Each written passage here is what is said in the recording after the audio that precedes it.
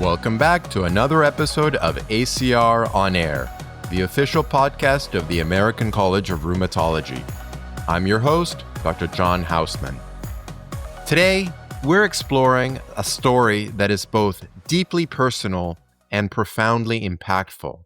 How one parent's journey through the maze of medical mysteries and rare disease turned into a global movement. Karen Durrant, founder of the Autoinflammatory Alliance, shares how the search for her child's diagnosis evolved into a network that now supports thousands of people worldwide. We're also joined by Dr. Fatma Dedeoglu, a pediatric rheumatologist whose collaboration with Karen has helped to transform patient support into actionable research and international clinical guidelines. Karen Durrant is a pediatric case manager and the founder and president of the Autoinflammatory Alliance, a nonprofit that supports patients with rare autoinflammatory diseases. She has become a global advocate, collaborating on international guidelines on research and patient education. She also represents patients' organizations within the International Society of Systemic Autoinflammatory Diseases, TARN, and CARA. Dr. Fatma Dedeoglu is Associate Professor of Pediatrics at Harvard Medical School and a rheumatologist at Boston Children's Hospital, where she specializes in immune dysregulation, including autoinflammatory and autoimmune disease. Dr. Dedeoglu is deeply involved in international research and education efforts through CARA and also through ICED, and collaborates closely with patient organizations like the Autoinflammatory Alliance to advance the care and awareness of patients with rare diseases. Enjoy.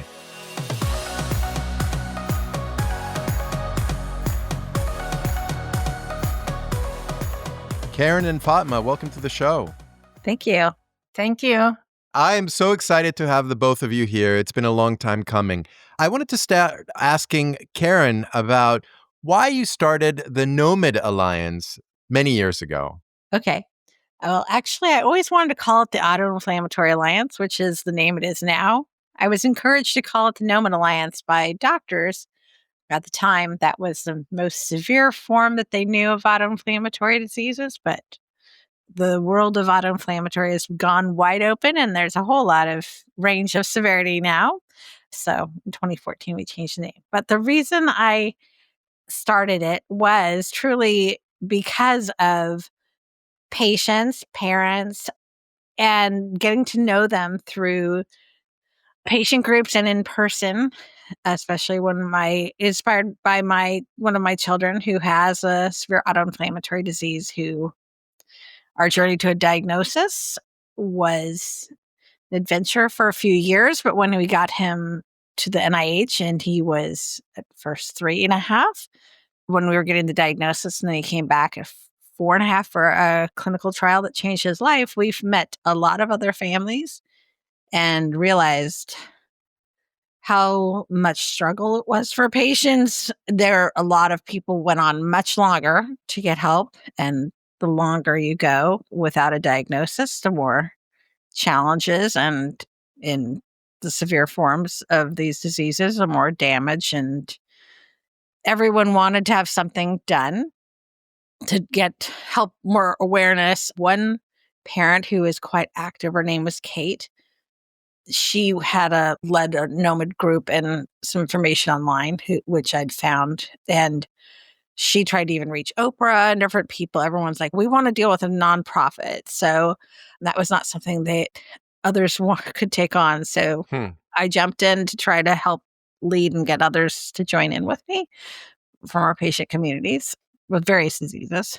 And that's how it started, was to improve awareness, care, and treatment for these diseases. We were always about all autoinflammatory diseases, but yeah, the name was confusing, so we changed it later to what I really wanted at the beginning. I'm trying to think back, maybe a decade ago when you started the NOMID Alliance, like what was known about these diseases and what support was there for patients, if any? We actually started in May of 2006. So it was way, way back in the early days. And back then, there were no organizations for these diseases in the US or the world. There were a few other ones forming at the same time that I discovered later for various specific diseases, some in France, Italy. And of course, these were very new diseases. The genetics had just been discovered to connect to them in the somewhere between 1997 and 2002. We had a few genes found, and then it really exploded more after 2010.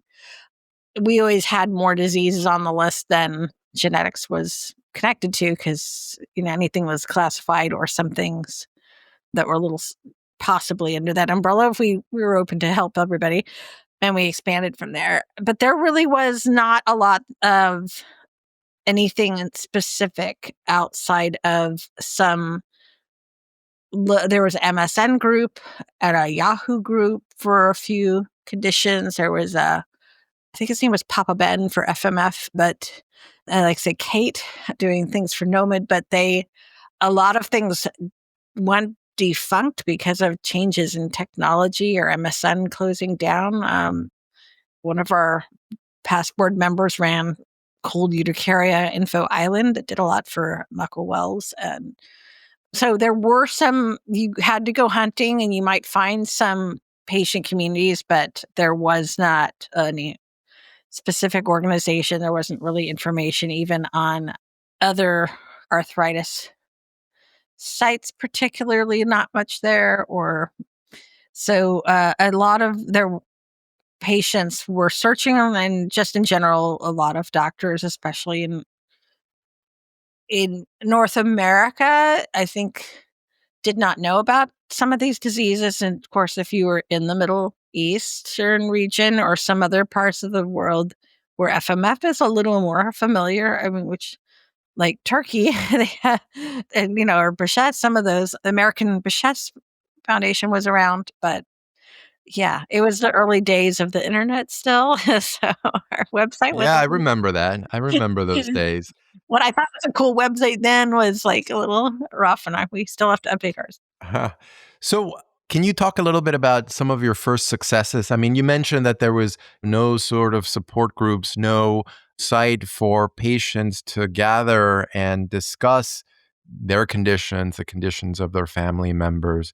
What did you see as some of your early successes in starting the NOMAD Alliance? There were these other we did form a place for everybody to come together with autoinflammatory diseases, and not just disease specific. We had one bigger group, and then we have some for specific diseases.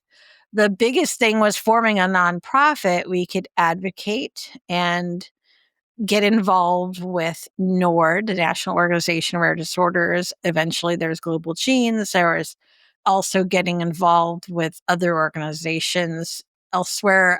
Your artist developed Rare Connect in 2009. They launched that, but I got involved with that earlier, which was a platform for various rare diseases with translation and things. And I was able to collaborate with people in France with their organizations and other places to have a place that anyone could come to from around the world and communicate, and then there could be translation of what they were saying, and people could connect that way. That brought together a lot of organizations and communities.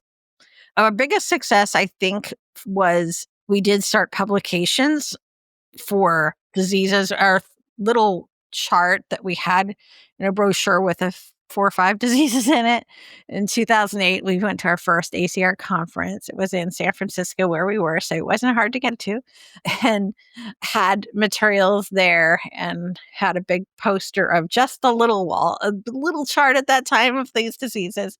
And everyone was really excited about that. And everyone's like, we want more of that. And it was in the middle of a booklet that did talk about CAPS, which it talked about all different autoinflammatory diseases we knew at the time. There's a little small chart in there, but we were asked to do a brochure about CAPS again to push the idea of range of severity, and to get people. A lot of the doctors at the time really felt like there wasn't enough understanding that these diseases were lifelong and that they were that there could be severity in them that could be life limiting. And then at the time, NOMID syndrome, especially, this was a time when clinical trials are going on and right before drugs were getting approved. That condition, undiagnosed or untreated with targeted drugs, 1 out of 5 children were not expected to make it to adulthood. That was the disease my son had, my middle son. So that's why that happened. It wasn't like because we were trying to focus on that one disease. It was just really people need to know. The chart evolved in 2013 into a big chart because at that time, suddenly there were 10 more diseases. I think after we had the finishing of the big human genome project, and then a lot of genetics exploded. It seemed like 2010 onward, we just started getting a lot more diseases. We made a new chart, much bigger, and took that to ICED, a little abstract, posted it up on the wall, got feedback from people. And that was collaborative with a lot of doctors I contacted. It was a work that I co-authored with Dr. Arustegui in Spain, along with a committee of a bunch of other doctors that I found. And I would just contact them and say, hi, you're an expert on primary HLH, or you're an expert, Dr. Simone, and for mevalonate kinase deficiency. Hi, would you like to help with the chart that we're doing? And it was interesting because Americans thought, oh, yeah, we want that because doctors put these in the offices. And I'm an RN also. I was kind of aware of things, which was helpful for something. But it was interesting. Some of the European doctors like, who's going to want that on the wall? And then there's a picture with it. But then it became really popular. We got thousands of those out in new versions. And then it became autoinflammatory-search.org and a database. And now we have even more to add. It's just exploding. So Karen, I got to tell you that poster that you mentioned was how I learned autoinflammatory disease. I was a fellow when I first encountered that poster. oh yeah. And it just like blew my mind. And it felt like really like I could know these, couple of dozen diseases and know autoinflammatory disease very well. And certainly, between then and now, there's been like so many more that I'm still trying to learn. Yeah. It was pretty amazing. I certainly like have to give you a lot of kudos because a lot of my interest in autoinflammatory diseases came from that one poster that you made. Well, that makes me really happy to hear. It's something that the goal is always like to consider these diseases. I know they're rare, different things, but also help make it easier. As a healthcare professional, I know you're limited on time. And I mean, the hours spent, and it was really a lot harder back, not as much now, but really to search for information. And you even had to go get stuff off the shelves and pull up articles. And when I was searching for things for my kid to get diagnosed, it was like even harder. And so it was the idea. And then we had the little wallet cards, and I realized look like Monopoly cards that go with the chart a little bit for these diseases that doctors wanted to carry in their pockets and study for boards. And I didn't realize the impact. And I see people post the slides of that all the time everywhere. And it's on walls around the world. And Pretty powerful. I've started it because we had wanted to do it, and my son ended up having some more medical problems hit as a teen. But I was inspired because there was a patient that the dad contacted me when the baby was really young from another country. I won't give too much private information, but a very well-developed country. And they said, oh, the doctors think this child might have NOMID. And sometimes you couldn't find the gene for CAPS early on. So we connected them with doctors that might help. And then I hadn't heard from them for a number of months until they contacted me about a year later. And they said, we wanted to get back to you and let us know. So I kept reaching out to them to see how are you guys? How are things going? And I didn't hear anything. I'm like, oh, well, I hope everything's okay. But unfortunately, this child went through, it was not NOMID. The doctors thought ALPS. They thought different other things. They didn't come to primary HLH until the child was in massive organ failure, and it was too late to do a transplant. And the little sweet thing died at 15 months, which crushed me because I thought, oh my goodness, this is like, so that's also what drove me to get that on there as a comparative in the macrophage activation diseases and stuff. But my son was in the hospital things. I started, okay, this has to happen. I've got to get this done. I adjusted my RN work around some things. And I was literally editing from my son's hospital room on a laptop. So that Oh my goodness. but I'm like, it was motivation for a bigger reason. Because I'm like, I can't prevent everything, but this is, how can we help? Can't solve this, but more people could have an easier way to think about these diseases. Amazing. Yeah, amazing stories. And yeah, I'm sure that has happened hundreds, even thousands of times over since you started advocating for patients with autoinflammatory diseases. I want to ask Fatma about how you became involved with the Autoinflammatory Alliance. I'm trying to remember. Actually, this was one of the best things that happened. And the first time, it probably was one of the ACRs, Karen, you were there, and we briefly discussed. And I was like, wow, this is amazing. And as you know, John, I've been interested in autoinflammatory diseases from my fellowship in early 2000s. And then I think you told me you met this amazing person, Karen, that she's so great. And I said, yeah, I think I met her too. So that's how we started. Then I got to know their organization. And around that time, I think in 2012, like through our childhood rheumatology organization, CARA, I spearheaded the autoinflammatory study group to be with Don Goldsmith. And it was 2012. And at the time, we were trying to focus on autoinflammatory diseases, PFAPA and CRMO. As you know, CARA is very involved in patient participation. So obviously for me, Karen would be the one. So I really approached her. She says yes. And I don't know how she does it. She does so many things and she participates and she supports all these groups. And then I realized that we share a passion of collaboration. So she also wants to bring everyone together all around the world as we are dealing with rare diseases. And I really admired that passion, because that is one of my things that we need to get together. That's how we're going to tackle these diseases. We collaborated. Karen is involved in like European groups too. So we had autoinflammatory disease damage index. We worked together there and I get to know her more. From there on, we started collaborating more and more. And we've done so much with through CARA. We had this short form, what we call short form, together with other parents and our colleagues' help for families when they first diagnosed, that there's information pamphlet. Karen has been doing, like through her organization, surveys. We have we collaborated and analyzing those surveys. Actually ended up have a couple of publications from that. She's involved in International Society of Systemic Autoinflammatory Disease. I said she's a patient representative. She organized this translational autoinflammatory research network activities that is, again, expanding. We had 2 meetings, and I think I wasn't there in the 2015 is the first meeting. We had 2019 that came out very successfully with a couple of publications now through that, people coming together. You both were there. Yeah. And we were involved, and we were involved in, we have now these point to consider publications for interferonopathies, IL-1 mediated inflammasome diseases, and HLH-MAS.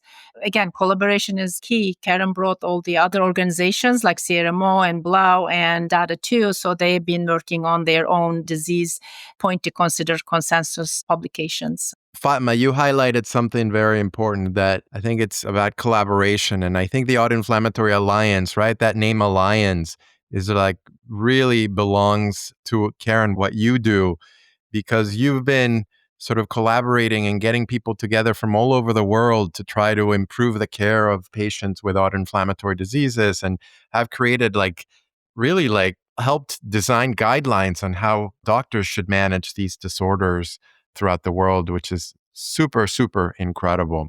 You initially started talking about getting patients together and providing support. Your alliance does much more than that. Can you talk a little bit about how you envision sort of creating all of these collaborations to improve the care of patients? Yeah, with our goals, there was also a goal on there to help get researchers in collaboration with healthcare professionals of all kinds. As somebody who I've always worked pretty much as a pediatric nurse, so I've seen both sides, I guess is to say, as a parent, caregiver, as a healthcare provider. Really, we have to work together and solving things that there's needs, and there's also needs that doctors have too, that I don't think always patients are aware of, the big load that the few doctors that are in this space, like you all, have. So I'm always thinking, what could help for patients? Like, what kind of materials can we have that's going to help them to understand and go be able to read? And we need to do more videos and things like that. But for healthcare providers, like, what will make it easier for them to consider these diseases? Like, always thinking either from various sides and talking with our diverse board and patient communities, and also bring up questions to doctors with the Translational Autoinflammatory Research Network. That was an interesting, I guess, slightly naive question I had at one time. It was at the NIH, and I was talking with Dr. Ulti Jones and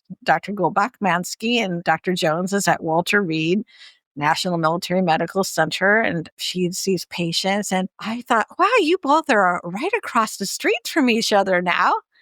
Do you get to work together? Like, that we, collaboratively outside of that, but it was so the first meeting that was held at Walter Reed in 2016 was actually to help establish getting more collaboration between the NIH and Walter Reed, which hadn't really been done. That was part of it. And then getting a round table of getting everyone discussing at the very end, patients, doctors, everybody, to discuss what next steps, what do we need to do for improving things. And it's built over time. But I think having those discussions and being open to ideas, and, everyone feeling okay to bounce little ideas off of each other helps. And the collaboration with Kara, with Tarn, with all the efforts with, I would say that the medical community, there's so much love and caring for this space, and so much dedication unpaid, I would say, for all of us. I mean, I don't run our organization for money because I put it to research. All you doctors put in so much time outside of your practice to do so much to try to advance this and try to get grants and research, and your blog that you've done, Dr. Hausman, and all the things you do. Patients aren't really aware of how many hats the doctors in this space are wearing to try to advance and improve things besides just taking care of their patients in person. And I feel like I need to do better at getting that word to patients too. And in our August International Autoinflammatory Awareness Month, we have tried to have these programs, and we invite different doctors from different places to talk on topics, but also feature different centers to talk about how do they work? How do they take care of people? What did they do to build up their program? Because a lot of times people see the finished product, like France or Spain or your clinics, and they don't know what you did to get to that place to even have a clinic for these diseases. And so we need to get that. I think it's not tooting the horn, but just getting awareness. And lately it feels like a lot of doctors are saying we need more doctors to get involved, especially on pediatric and adult side, but especially the adult side, because these are lifelong diseases. Our patients are growing up that were in pediatrics, and there's not very many providers. We have a lot of good news also from the charts and stuff. We've had patients print things off and take it to their doctors and get fixed. And suddenly, with these large family groups, I have so many people, and I hear from them still. Like every year, I hear from a couple, FMF, CAPS, DRAPS, whatever it is. Yeah, we found your site, or a pediatric rheumatologist finally diagnosed such and such as grandkid, and then we all got tested. We took them this information we got from stuff. And now like 18 out of 32 of us, in the family have this. And I'm like, oh my gosh, that there are still these groups of people out there. The pediatric patient may get a doctor, but then the adults to go through, and the doctor's like, yeah, I think you have this, but I don't take care of that. You're going to have to find somebody else. And then they go through trying, then they contact us, say, hey, do you know any doctors where we are that will help us? And I'm like, oh, that's so sad. That how do we fix that? How do we help that? Yeah, it's unbelievable work that you've done. Fatma, I want to ask you a sort of a question about you professionally. I wonder how being part of the Autoinflammatory Alliance has helped you professionally continue developing as a physician and a professional. You get to hear from families firsthand when you're involved in patient organization or deal with the patients. And this is as you know, John, the area is like exponentially progressed. That it's so hard to be on top of everything. It helped me to create a good partnership with the patients and families. Like almost I am giving them a go search your child's disease is, and please bring me whatever you hear, new information, or they see something, or Karen tells me something that I have a patient, I observe something phenotypically in a patient. I'm not sure, like I'm seeing some trends, but it's so hard. Like these are rare discussion with patients, or Karen tells me, oh, I heard about that kind of symptom in this condition. Oh, that might be something there, and that is how, like, I think it's helped us to kind of recognize, or what we recognize is like there might be others with the same. So it's just very helpful. And also, I think diagnosis even in until recently, our survey showed us that like the delay in diagnosis is like median is like 7.3 years or so. There are patients who stay like undiagnosed up to 40 years, 20 years.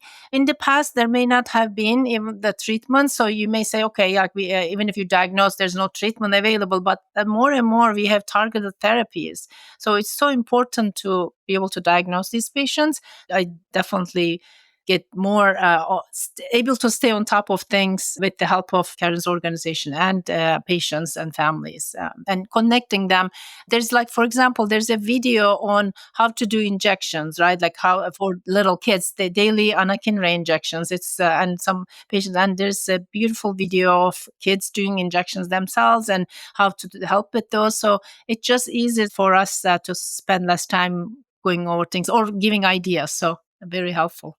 I think that's such an important aspect of good patient support organizations is that patients have a lot of questions that physicians can't answer. Like, I can tell somebody you should give your child anakinra every day, but how do you actually go about that in a child that hates needles?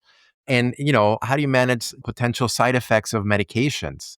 How do you make the child understand that they need medications whereas their friends don't? Or how do you address issues with school and having to miss school because you have to go to appointments? And if patients ask me those questions, like, I don't really have an answer. That's such a valuable aspect of good patient support organizations, is that they're able to fill all the really, really, really important information that, physicians may have no knowledge of.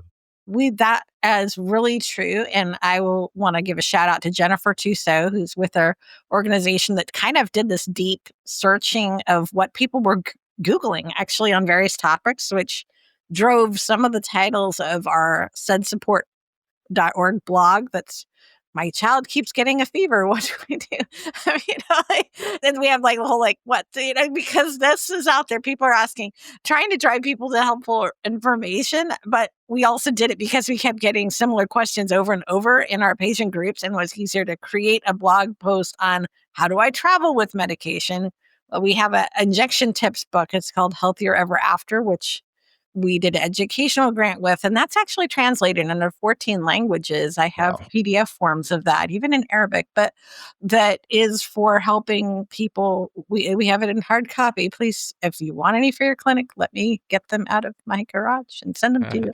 It was developed to help people understand and have ideas and distraction techniques, how to plan, because as a pediatric nurse, and we also had others involved that were educators and other different people involved, to kind of the tips how to help somebody. You don't do the shots in the kid's bedroom, things like that. People might not think about, even though that might be tempting to come jump in there and when they're sleeping. But the needle issue is a big, and we do find that some people feel like we are very tight on our moderation because we aren't trying to, but we try to keep top, research based, share articles, try not to let things go down some tangents that may not be medically based. I won't go too much into that, but that's another challenge with the patient groups and also that you have to, but having resources we can quickly share. And ACR actually has usually really nice, like one pagers about drugs and things in English and Spanish. I have to say, thank you, ACR. And they have some for these diseases and they're good. And Printo has great ones.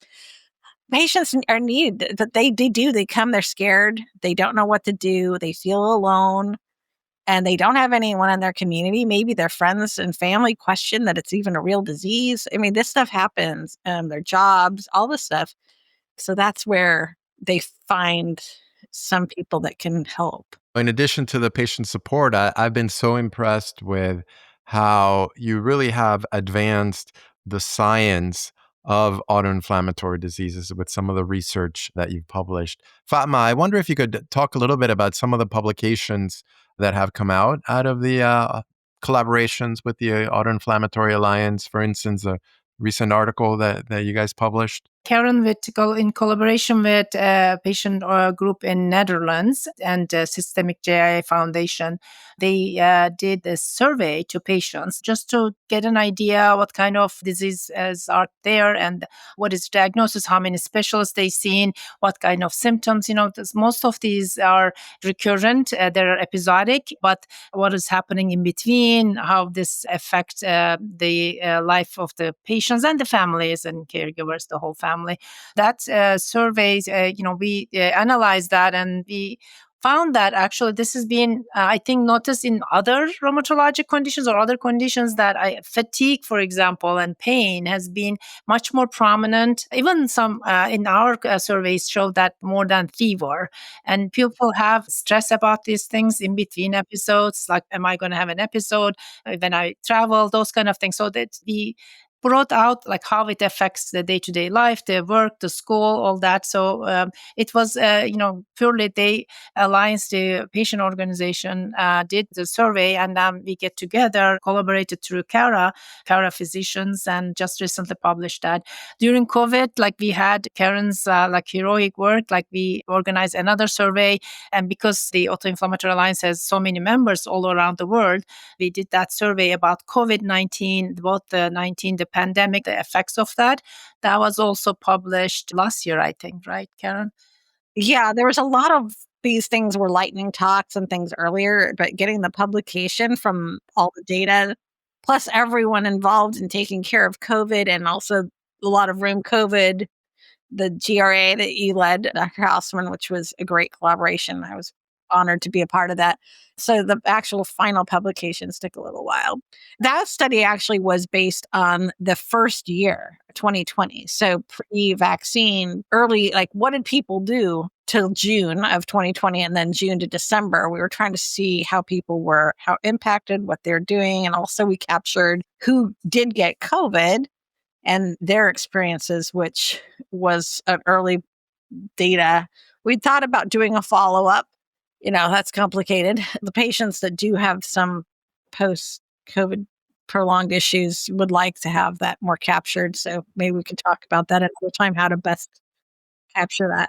The other thing is this bringing people together to have some expert and consensus point to consider guidelines. I think that was a huge thing. Again, without Karen's organization, because of the support to bring these people. And it is collaboration with ULAR and ACR together. It's they are considered ULAR ACR guidelines or points to consider, I should say. So it is really spearheading by Autoinflammatory Alliance and all the experts in both groups, Europe, ULAR and ACR. I think the other thing is also patient education, patient like workshops. The Autoinflammatory Alliance, August is Autoinflammatory Awareness Month. So each August, Karen helps in many states, like patients get together, they organize awareness events, both lighting the bridges and also workshops. Yeah. Canada had the whole country lit up, I swear. It was amazing. Yeah. For example, for the workshops, we did, Boston Children's, we did the workshop in 2018, and then COVID happened. And with Karen's help, we had a virtual workshop. And I think what was good about that, with that collaboration, we were able to ask what kind of topics that patients and families want to hear. So that helped us to kind of organize the workshop topics. It was really helpful. I cannot emphasize enough how great these ACR EULAR points to consider are. I was on the consult service last week, and we had a patient with MAS HLH. And what better way of teaching fellows about when to think about these topics, how to approach them, right? What labs to get, what medications to start, when you're thinking about those diseases. It was incredibly helpful. And, they have the same ones for IL-1 mediated diseases and interferonopathies. And I know that more are coming. So as a physician, these publications are so useful. And these are things that probably would have not happened had the Autoinflammatory Alliance not been available. And one thing about those publications also, I think it points out the gaps or the deficiencies of our understanding, because if you look at the evidence levels and so on, then how you get there, so then you can identify the gaps, which will help you to focus on those gaps to improve. We keep trying to, we share them like all the time in our patient groups as well. The MAS HLH, the SJIA Foundation kind of took the final lead with that one, and we collaborated on a lot of things.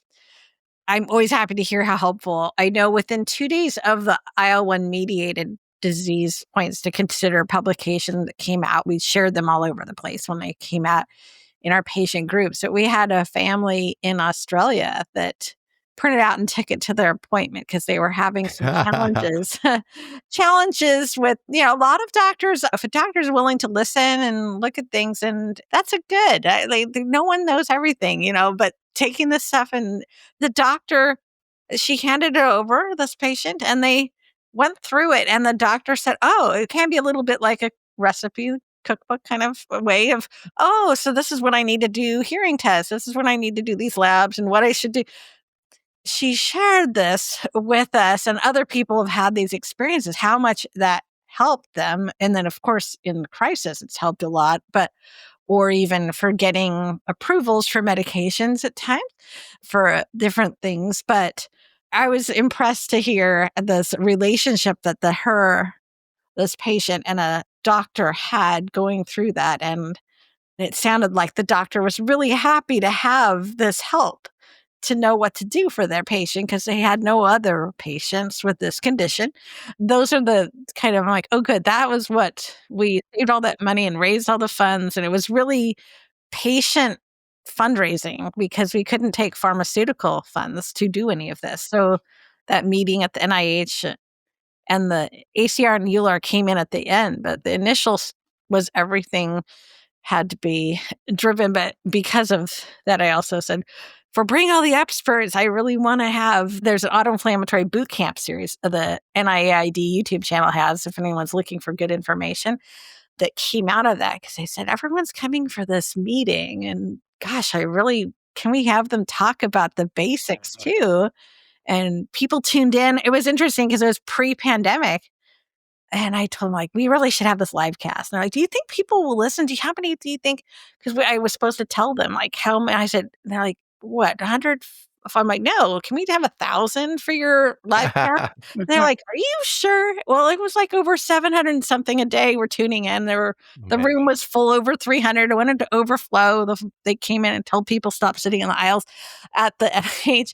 And there's 25 countries of people, a lot of places where they couldn't come or they can't afford to come, tune in. And I'm sure more with these videos. And that was really, I'm open source, get the word out there. And we have to get more of our conference stuff onto YouTube that we have on Zoom still and translated from programs. But that was a goal. I think there's a lot of healthcare providers that want to help their patients, but how to get that information or the paywalls or whatever it is they have challenges to get. And Yeah.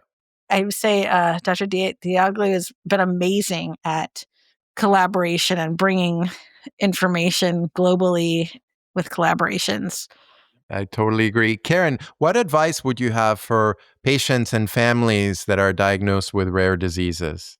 At what point are you, what age stage of their, Just in general, yeah. I mean, we have, so many patients in rheumatology. There are a lot of rare oh, diseases, yeah. and often patients don't know where to turn. They feel like they're all alone. What advice would you provide for them? Hopefully the doctor is providing some resources, that there are some good ones out there, either from Arthritis Foundation, Printo, our organization, Blau, CRMO. There's good ones. There's Data 2, all these. But if not, they can go searching, but try to look for the undiagnosed patients. That's the most challenging for them, that they don't know where to turn. And we have a lot of people that contact us, like they look at things, they're like, I don't know if I have this or not. Reach out to an organization, go call somebody, send an email, reach out, try to get some help, because we get a lot of contacts that way, or some bigger organizations send them to us. And don't give up looking. We've had adults who did give up after a while of not being diagnosed, and then their loved ones said, please start looking again after decades of, and then they finally got help, because there are treatments and options now. There are doctors that know what maybe they had that they didn't know before. When you feel like you can, try again to search and keep looking. I think don't give up hope. I think the mental health and psychosocial challenges are huge for all patients, but rare patients and their caregivers, it's very hard. There's also, I would say, some of the more severe ones. I mean, I had a call with some parents recently, and the medical PTSD trauma of the caregivers and the patients can be big. I mean, there's some serious diseases, and even if it's not serious, just the journey, there's a lot. And I'm trying to help patients, help them, I would say, narrow down what you want to talk about and compile your information as past things you've tried, but get your nutshell, because it's hard to, there's such a little time to go see a doctor. And as you may have experienced, you may have somebody and they finally get to somebody and it's just like, just like exploding information. And it's like, my fingers Yes. can't type fast enough. But, I mean, I don't even know if the AI, like, can even keep up with all of it. We want to do more with that, is to help people so that they can organize like what their main topics are for that first visit, and to get the information and know that it's building. You don't always get everything of the first visit, but to keep trying. That's great advice. And Fatma, from a physician standpoint, how and why should physicians get involved with patient advocacy organizations? First of all, it makes your job easier because there's a lot of support and help, and encouraging patients owning their, like, what is going on. It helps with that, and you get a lot of support for that kind of getting to know where to turn to. So that's really helpful. What I see sometimes in patients, like just all these years of like not being diagnosed, and then a lot of symptoms accumulate and then get confusing. There's a lot of having chronically symptoms and so on, that adds up more other symptoms like coming. We have patients who develop pain amplification, those kind of things. But then it is some of these symptoms, actual autoinflammatory disease symptoms, kind of buried in those overall symptoms, and trying to tease those out is important. So because you need to address those differently, or together, like you can't just address one. So with those things, that's really helpful to get involved. And for me, it's more understand the spectrum of the diseases. Anytime there's a new disease discovered, you see the very classic symptoms, and then the spectrum gets larger. And it's really like through a patient organization, you get to learn about these. You cannot do that with just your own patient population or so on. So that's been very helpful for day-to-day practice. I could not agree with you more. I think, as you mentioned, helping to provide patients with the support that they need and things that we don't have time to do in clinic, and also for our own knowledge of understanding more of the patient's experience, right? Because reading in a book about what the gene does in NOMED or FMF is so different than in speaking with a patient that has the disease. So bringing sort of that patient experience to life is so powerful. Karen and Fatma, this has been an awesome conversation. You guys have done so much to advance the care of people with autoinflammatory diseases. It has been so wonderful to see sort of the progression of those initial posters to being at the NIH and really drafting the guidelines of how physicians all over the world should care for these patients. It's been amazing. So I hope both of you continue to work together and to advance the care of patients with autoinflammatory diseases. Thank you so much for your time and for being here. Thank you. Can I say also something like it's a village to do these things, like Karen and I, but like there's also a lot of other, like you and many other collaborators all around the world, like working together. That's what we need. Yeah, thank you so much. And yes, come join ISID, the Rivernian Network. There will be a registry eventually. These diseases come join us. We're not that scary, I guess. It sounds awkward and scary, these diseases, but the patients will love you if you try. It's okay also to say, I don't know yet, but I'm going to try to help you. It's all good. They appreciate you. Amazing. Thank you for the invitation. Really, this was awesome. Thank you. Thank you. What a story. What began as a search for a child's diagnosis unfolded into something much larger. A true testament to the power of community-driven science. We heard how Karen Durrant's tireless advocacy created a bridge between patients, families, and clinicians. Also, how Dr. Fatma Dedeoglu helped to bring this patient-centered ethos into clinical practice and research. Thank you all for listening, downloading, subscribing to our show, and for rating us with 5 stars, or however many stars you think we deserve. You can find this and all of our other show notes at acronair.org, on Apple Podcast, Spotify, and on your favorite podcast app. Until next time, keep listening to your patients. And of course, stay healthy.